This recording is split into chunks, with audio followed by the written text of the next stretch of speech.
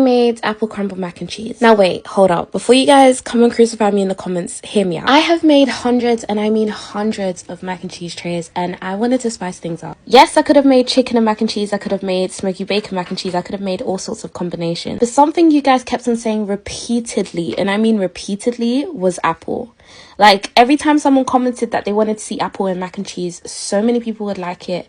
I would be so confused. But guys, I say it time and time again. Indeed, your request is my command. So we started off in Tesco, where I grabbed myself the most juicy, luscious green apple I could find. I wasn't sure whether to use red apple or green apple, but I decided to go with green. I actually had to Google what type of apple is used to make apple crumble, because for context, I do not like apples. And when I say do not, I do not like apples. Like, for most of my life, apples have been a very traumatic object for me, and a very traumatic food. So since we're on this topic, I might as well give you guys a quick story time. So when I was a young kid, literally can't remember how old. I don't know if I was like 5 or 6. I really don't know. Or I think I was younger than that. I think I was about like 3 or 4. I loved apples with everything in me. It was probably my favorite snack. It was my favorite fruit. It was everything and more. My mom used to serve me apples on a plate. She would chop them up, and I would eat it at any point of the day. It could be for breakfast, lunch, or for dinner. But it turns out I was also a very impatient kid. I mean, I must have been quite young for my mom to be chopping up my apples, but I literally remember whenever I wanted it there and then. Like, I didn't want to have to wait. So there was one day she was on the phone, and I asked her for some apples. She asked for me to give her just a minute so that she could wrap up her conversation and then come and help me. Let's just say, knowing African parents, that minute definitely turned into 5, or at least it felt like 5. So I waited and waited, and then eventually I decided to take matters into my own hand. I went to the kitchen, grabbed myself an apple from the fruit bowl, grabbed myself a table knife, and I started to cut up my own apple on a plate. I kind of remember this memory vaguely,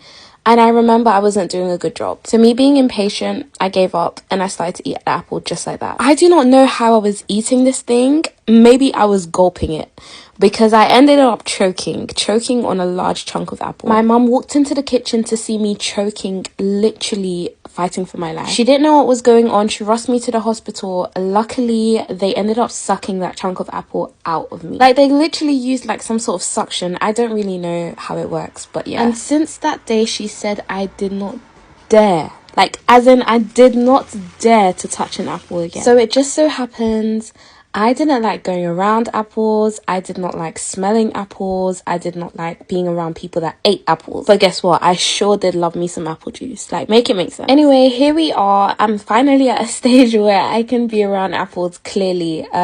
It's not that big of a deal to me anymore, but it has taken over